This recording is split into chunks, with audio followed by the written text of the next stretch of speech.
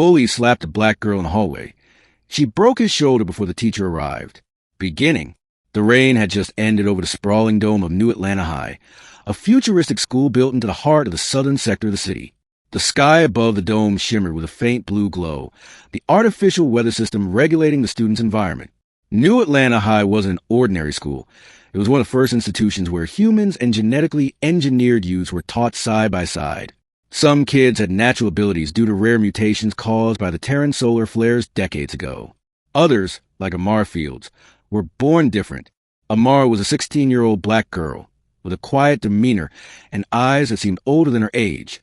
She was brilliant, often keeping to herself, her notebooks filled with complex equations and sketches of galaxies she longed to visit. Her mother worked 2 jobs in the city, and her father, an ex-soldier, had disappeared after the War of Renewal. Amara carried herself with dignity despite whispers, stares, and occasional mockery from her peers. The hallways of New Atlanta High were lined with transparent walls, where holograms projected class schedules, announcements, and rotating images of famous scientists. But for Amara, the hallways felt like gauntlets because of the bullies. 3 boys, Jason Crane, Kyle Mercer, and Devin Holt, had made her their target since freshman year. Jason, tall and broad, the self-proclaimed leader of their group, hated that Amara scored higher than him in every subject. Kyle and Devin simply followed him, laughing at every insult he hurled her way. On this particular morning, Amara walked down the silver tile corridor, clutching her digital tablet. She could already hear Jason's laughter echoing behind her. She sighed, quickened her pace, and prayed to make it to her science lab unnoticed. But fate had other plans. Jason's hand landed hard against her shoulder. "Well, look who it is, the genius freak," Jason sneered, blocking her path. His friends flanked her, forming a wall. "What you working on now, huh? Building a spaceship to get out of here." Amara kept her gaze steady. "Move." "Oh, she talks back now." Jason grinned. "You think you're better than us, Fields?" Before Amara could step aside, Jason slapped her across the face. The sound cracked through the hallway. A few students gasped. Others froze, not sure what to do. Amara's cheek stung. She clenched her jaw, her vision narrowing. And something inside her, something she had fought to keep hidden for years, ignited. Middle. Amara inhaled deeply, and in that breath, her body surged with power. She had inherited something unusual from her father, biokinetic strength. Though she didn't fully understand it yet, she had always been stronger, faster, and sharper than her peers. Her mother had warned her never to use her gifts openly. "The world fears what it doesn't understand," her mother often said. "They'll turn you into a weapon if you let them see." But Jason had crossed a line. Amara's hand shot forward before she could think. She grabbed Jason's wrist, twisted, and shoved. His body slammed against the wall with a thud, and she pressed until a sickening crack echoed to the corridor. Jason howled in pain, collapsing to the floor, clutching his shoulder. The hallway went silent. Every pair of eyes locked onto Amara. Kyle stammered, You broke his shoulder." Devin backed away, his face pale. Jason groaned, his bravado gone, his body trembling from shock. Amara didn't flinch.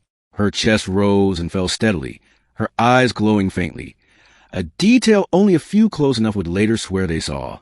For the first time, Jason Crane looked afraid. The silence broke when a teacher's footsteps echoed toward them. Mr. Reynolds, the strict history instructor, rounded the corner, his voice booming. "What is going on here?" The crowd parted instantly. Some pointed at Amara. Others pointed at Jason, who was still groaning on the floor. Mr. Reynolds' sharp eyes scanned the scene. Jason, clutching his arm, croaked, "She attacked me. She's a freak. She broke my shoulder." Mr. Reynolds' gaze shifted to Amara. "Is this true?" Amara swallowed, her heart pounding. Every instinct told her to stay quiet, to hide, but she lifted her chin. "He slapped me first. I defended myself." The murmurs in the crowd rose. Some nodded, others whispered doubts. Mr. Reynolds exhaled slowly, his expression unreadable. "All of you, come with me. Now!" The walk to the disciplinary office felt endless. Jason limped beside his friends, who threw occasional glares at Amara. Students whispered behind her, half in fear, half in awe. Inside the office, Principal Waverly, a middle-aged woman with silver hair and an implant glowing faintly in her temple, waited for them. She listened as both sides explained their version of events. Jason exaggerated, claiming Amara had snapped like a monster. Kyle and Devin backed him up, though their eyes betrayed hesitation. Finally, Principal Waverly turned to Amara. Do you deny breaking his shoulder? Amara shook her head. No, but he hit me first. I didn't mean to break it. I just wanted him to stop. Silence lingered. Waverly's implant flickered as she cross-checked disciplinary records. Jason Crane, she said, her tone sharp. This is a third complaint filed against you for harassment. Did you strike Miss Fields? Jason's face paled. Yes or no? Yes. The principal leaned back. Then understand this. Self-defense is not a punishable offense. However, she shifted her gaze to Amara. Your level of strength is highly unusual. Are you aware of this? Amara's pulse quickened. She glanced at Mr. Reynolds, who observed silently. Yes. Principal Waverly folded her hands. You will need to meet with the City Council's Youth Regulation Division. Abilities like yours must be documented. It is the law. Amara's stomach dropped. The last thing she wanted was government attention. Jason smirked through his pain. See? She's a freak. Told you. But Principal Waverly silenced him with a glare. Enough. You're suspended until further notice. Nurse will see you before your transport arrives. Jason scowled but obeyed, helped out of the room by Kyle and Devin.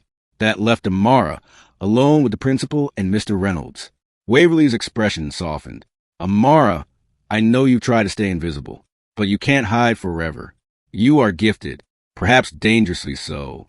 What happened today will spread. Students saw everything. You need to prepare yourself. Amara lowered her eyes. They'll hate me even more now. Or, Mr. Reynolds interjected, they'll respect you. Sometimes the line between fear and respect is razor thin. That night, Amara sat at her desk, the city lights of New Atlanta glowing through her window. She thought her father, the soldier who vanished. She thought of her mother's warnings. And she thought of Jason's terrified eyes. A knock at the door startled her. Her mother entered, weary from work. I heard what happened, she said softly. Amara's throat tightened. Am I in trouble? Her mother shook her head. No, baby. You stood up for yourself. But now the world knows. And the world doesn't like power in the hands of girls like us. She cupped Amara's face. You must decide what kind of person you'll be with these gifts. A weapon or a protector? Amara blinked back tears. She knew her answer. Ending. The next week at school was different. Students parted when Amara walked down the hallway. Some whispered, some stared in awe, and a few even smiled at her with newfound respect. Jason and his crew were nowhere to be seen, their suspension keeping them off campus. But Amara wasn't naive. She knew this wasn't the end. The Youth Regulation Division would come calling. Questions would be asked. Tests might follow. Her life was no longer hers to keep secret. Still, as she stood at her locker, a girl from her math class approached timidly. Amara? Thanks. For standing up. Not just for you, but for everyone he picked on. Amara blinked. Then she smiled faintly. That small moment of solidarity sparked something inside her, a realization that maybe, just maybe, her strength wasn't a curse. It was a responsibility. She wasn't just a quiet black girl who sat alone in the corner. She was Amara Fields. And from now on, no one would forget her name. As the artificial sky above shimmered into twilight hues, Amara closed her locker and walked down the hallway. Her step steady, her resolve unshaken. The future was uncertain, but she was ready to face it. Because sometimes it takes one slap to awaken the power you were meant to wield.